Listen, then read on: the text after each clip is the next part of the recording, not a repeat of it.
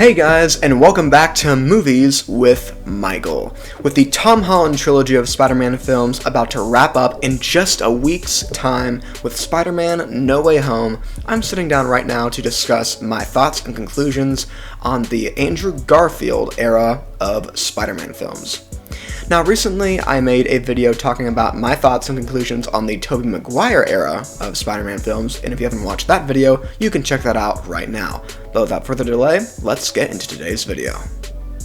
The live-action reboot of our Web Slingers series began in 2012 with The Amazing Spider-Man, but unfortunately came to a stop in 2014 with The Amazing Spider-Man 2. Both films are directed by Mark Webb. The first film takes a much more serious look at our neighborhood hero. Spider-Man, played by Andrew Garfield, must use his newfound powers to balance out all that's going on with his high school life, while also stopping Dr. Connors, aka the Lizard, from carrying out his transhumanist plans on Manhattan. Although this film has some flaws, I still enjoyed it a great deal, and I think it's a great addition to the comic book genre. The second film, The Amazing Spider-Man 2, amps up on nearly everything. Spider-Man, Garfield, is uncovering secrets from the past, present, and future about himself, his friends, and his family in what is possibly Spider-Man's biggest battle yet. But it pains me to talk about this film, because on one hand, I think the score from Hans Zimmer is great. I think Andrew Garfield is really acting well in this film, and this movie might be the best looking out of all the Spider-Man films. However, the plot does not know what story it wants to tell. The script for Electro in the first act is dreadful, and the interference from the studio to advertise future projects is as clear as day. Out of all the live-action Spider-Man films, these films are the darkest, the most grim, but I think it works quite well. There are moments of crushing defeat and brutal deaths in these films, and I think that Mark Webb, the director, and the writers working with him knew how inherently silly and comical the source material is. So they tried their hardest to make it as groundy and as gritty as they could, and I think they pulled it off. These films seem unrecognizable as comic book films from Marvel because we're so used to films from the MCU, which I will say hold back a bit too much on the realness and brutality of the situations. Keep in mind, we did see stuff like this in the original Spider-Man trilogy, but these films take it to a whole nother level. I still have a sense of, did they really just do that, when I see how Gwen Stacy dies in The Amazing Spider-Man 2. Spoiler alert. However, if dark and emotional Spider-Man isn't for you, I perfectly understand. Let's talk about Andrew Garfield in these films. It is my opinion that Garfield is the best actor who has played a Spider-Man in live action. He's not my favorite Spider-Man, that's Maguire. But the interesting thing is that Garfield is able to make you think or believe that he is a teenager. You know in your head, oh, this actor is so much older than the character that he's playing, but he acts like a teenager so well, and it works much better than I think it should. Now, his version of Peter Parker is different from Maguire's Peter Parker, because Maguire's Peter Parker is the geeky, socially awkward, loser type of a kid, while Garfield's version of the character is the quiet, semi-introverted, super smart kid who skates. And I will say, Andrew Garfield as Peter Parker is very cool.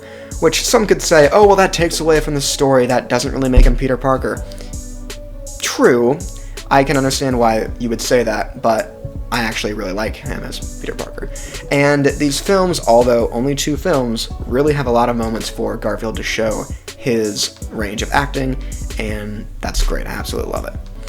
Now, here's the hard part to talk about with these films, is the villains. I love Lizard in The Amazing Spider-Man. I think he's awesome, I think his design is cool, but I wish they would have kept in the deleted scenes from him.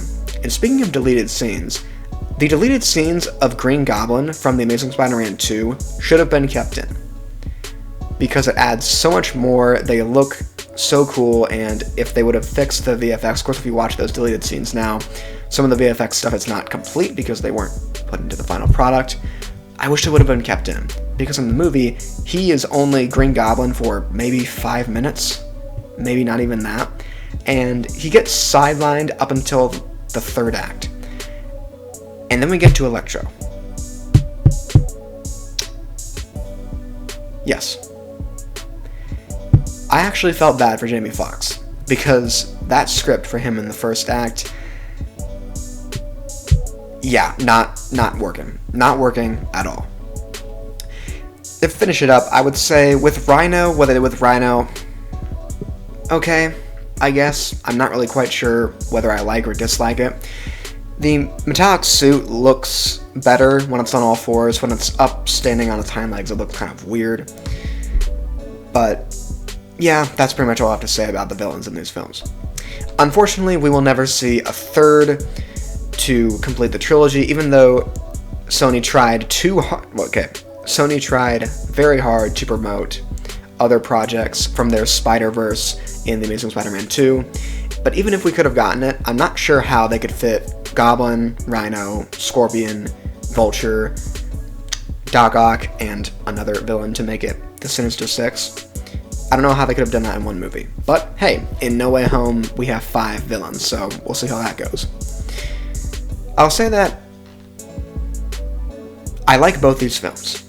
I know that I can get very critical of The Amazing Spider-Man 2, and I'm not going to back down from criticizing the first film when it needs to be criticized, but I do appreciate their grim approach to the character. I think it's a good change of tone, and I'm glad that we have these films. I'm happy with what we have. But hey, what do you think about these films? And what do you think of Andrew Garfield as Spider-Man? You can tell me those things down below in the comments section. If you made it to this point, thank you all so much for watching, guys, and remember to watch my video on Tobey Maguire as Spider-Man. I'm not going to drop my quick thoughts on Spider-Man No Way Home on the 17th when it comes out. I'm going to wait till the 21st to do that because I'm going to see it on the 20th, but my full video of the Tom Holland era of Spider-Man films is not going to drop till maybe the first week of January because of Christmas happening and me being busy around that time. But that's all for now, folks, and I'll see you all next time.